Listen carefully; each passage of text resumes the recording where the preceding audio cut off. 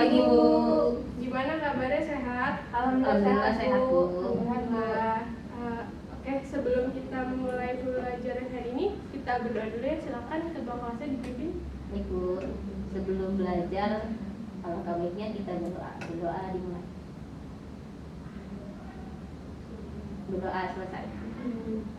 Ibu absen dulu ya untuk hari ini. Anissa Julia Hadir, Bu. hadir. Lady Hadir, Bu. Miftahul, Hadir, Bu.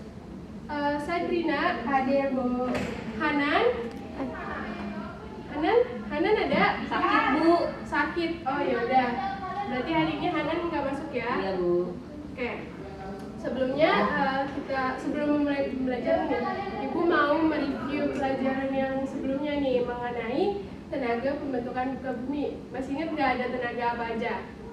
Eksogen, Bu. Ya, eksogen. Terus satu lagi? Endogen. Iya, betul. Kalau endogen itu tenaga yang berasal dari Dalam. Iya, dan bersifat membangun ya. Sedangkan eksogen dari Dari luar luar. dan bersifat Merusak. merusak. Oke. Untuk hari ini Ibu akan membahas tenaga endogen khususnya mengenai proses tektonisme dan dampaknya terhadap kehidupan. Oke, Ibu siapin dulu ya. Iya, Bu.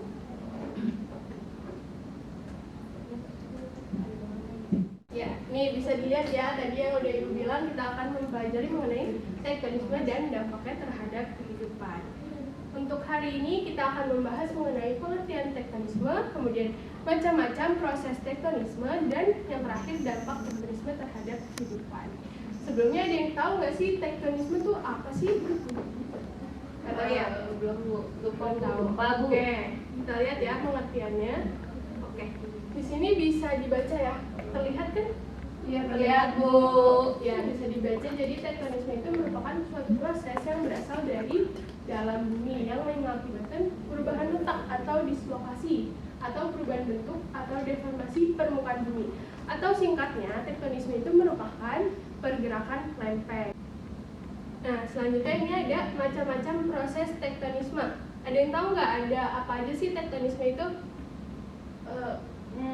Yang bergerak, Bu, yang pasti. Ya apa nih? Ayo, masa nggak inget nih? Pelajaran SMP pernah loh.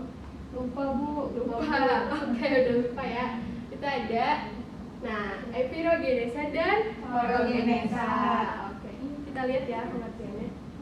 Di sini bisa dilihat kan, epirogenesa merupakan proses perubahan bentuk daratan yang disebabkan oleh tenaga yang lambat gitu dan dari dalam bumi, bersifat vertikal atau horizontal meliputi wilayah yang luas. Nah, ini ada kata yang Ibu highlight atau Ibu garis bawahi, itu ada apa? Bisa dibaca? Lambat dan daerahnya Ya, luas. benar. Jadi diingat-ingat ya, epirogenesa itu lambat dan wilayahnya luas gitu. Kemudian di sini ada macam-macam epirogenesa nih. Ada epirogenesa positif dan epirogenesa negatif gitu. Di sini bisa dilihat ya di gambar ini, terlihat gak bacaannya? Terlihat, Bu. Oke, jadi kalau positif itu permukaan air laut seolah-olah naik. Jadi positif ya, positif naik gitu. Air lautnya seolah-olah naik. Padahal kenyataannya daratannya yang mengalami penurunan. Kalau epirogenesa negatif, ada yang bisa menjelaskan kebalikan dari epirogenesa positif? Daratannya yang naik ya, Bu? Ya betul, daratan naik dan dari lautnya Turun. ya seolah-olah turun ya gitu, karena negatif nih kita dari sudut pandang lautnya aja gitu. Jadi lautnya kalau negatif turun, kalau positif naik gitu kan. Bisa dipahami ya? Ya, Bu. Nah, ini tuh bukan cuma teori aja, tapi udah ada contohnya di Indonesia. Kalau untuk yang epirogenesa positif itu ada di Kepulauan Banda. Jadi Kepulauan Banda itu mengalami penurunan daratan gitu. Sedangkan epirogenesa negatif itu ada di Pulau Simeluwe di wilayah Aceh sebelah utara gitu. Itu terjadi karena proses gempa waktu itu ya. Jadi daratannya mengalami kenaikan gitu. Nah, ini udah nih epirogenesa. Terus tadi ada apa lagi tenaga tektonisme? Orogenesa. Iya betul, orogenesa ya, kita lihat. Nah, di sini orogenesa adalah pergerakan lempeng tektonis yang sangat cepat meliputi wilayah yang sempit gitu. Di sini Ibu highlight lagi, jadi kalau orogenesa itu waktunya cepat ya, sedangkan wilayahnya sempit. Berkebalikan ya dari yang tadi epirogenesa. Apa kalau epirogenesa? Wilayahnya luas. Luas, terus waktunya lambat, ya betul ya. Nah terus di sini bisa dibaca orogenesa itu dapat membentuk lipatan, patahan atau pegunungan. Oke, kita lanjut ya. Nah, di sini ada patahan, bisa dibaca ya. Patahan itu merupakan proses perubahan posisi batuan akibat tenaga endogen yang menekan struktur batuan yang sifatnya keras gitu, sehingga batuan yang tertekan itu menjadi patah. Nah, di sini ada gerakan patahan atau sesar, itu ada sesar naik, sesar turun, dan sesar mendatar. Di mana sesar naik ini itu terjadi karena proses tekanan gitu, sehingga salah satunya menjadi naik. Sedangkan yang turun itu karena proses tarikan. Lalu sesar mendatar itu karena proses gesekan gitu ya. Untuk di Indonesia sendiri itu ada yang paling terkenal. Ada yang tahu sesar apa? Ada di daerah Jawa Barat. Sesar, ya betul, sesar Lembang ya. Ada di Bandung gitu. Terus juga ada sesar Flores. Gitu, banyak ya sesar di Indonesia. Jadi kita juga harus waspada nih karena bisa menimbulkan gempa bumi. Nah, selanjutnya nih ada lipatan. Lipatan itu terjadi akibat tekanan horizontal pada suatu lapisan batuan yang cenderung lebih lemah gitu dibanding tadi patahan gitu ya, sehingga bentuknya melipat-lipat gitu. Nah, di sini kan ada gambar-gambar lipatan nih. Ayo kita sebutin bareng-bareng. Kalian bisa lihat di bukunya. Ada ya di situ. Yang pertama ini lipatan apa? Ya Bu, bentar Bu, nyari dulu. Oke, dicari dulu. Yang pertama lipatan tegak Bu. Iya betul, lipatan tegak ya. Oke, di sini Ibu, kalau Ibu di sini terlihat nggak? Terlihat ya, terlihat. Oke, lipatan tegak ini terjadi karena dorongan horizontal yang kedua sisinya itu sama kuat, sehingga lipatan tegak ini disebut juga lipatan simetris karena kedua sumbu lipatan itu sama tegak gitu. Nah, yang kedua ada lipatan apa? Lipatan miring. Iya betul banget, ada lipatan miring. Lipatan miring ini atau disebut juga asimetris ya. Jadi berkebalikan nih dari lipatan tegak. Jadi salah satu sisi lipatan miring ini mendorong lebih kuat sehingga puncak lipatannya itu tidak simetris gitu. Kemudian ini lipatan menggantung ya. Lipatan menggantung ini bisa dilihat lerengnya itu terjal ya, terjal. Kemudian ini apa? Lipatan rebah. Iya betul, ada lipatan rebah, di mana lipatan rebah ini terbentuk lebih landai ya, lebih landai dibandingkan lipatan-lipatan sebelumnya. Itu juga sama karena salah satu sisinya itu menekan lebih kuat gitu. Kemudian selanjutnya lipatan Sesar sungkup. Betul, lipatan sesar sungkup. Sesar sungkup ini berkelanjutan nih dari lipatan rebah gitu. Jadi kalau didorong terus menerus, lipatan rebah akan menjadi lipatan sesar sungkup. Nah, terakhir nih yang bentuknya beda sendiri, Isoklinal Bu. ya lipatan isoklinal gitu. Ini tuh disebabkan karena dorongan yang berkelanjutan dan biasanya itu batuannya lemah sehingga jadi kayak ditekan terus menerus akhirnya berlipat-lipat gitu ya. Nah, ada nggak sih contoh lipatan ini di Indonesia? Ada yang tahu nggak? Nggak tahu Bu. Nggak tahu. Yang lain? Dengar. Nggak tahu ya. Masa nggak tahu sih? Ada tahu nih. Yang paling terkenal itu ada Bukit Barisan. Oh, Bukit Bukit Barisan ada yang tahu nggak di mana? Padang Bu. Ya di Sumatera Selatan ya lebih tepatnya. Kemudian ada juga nih di Jawa Timur. Ada yang tahu nggak? Nggak tahu. Ada Pegunungan Tengger ya. Itu tuh terbentuk karena proses lipatan gitu.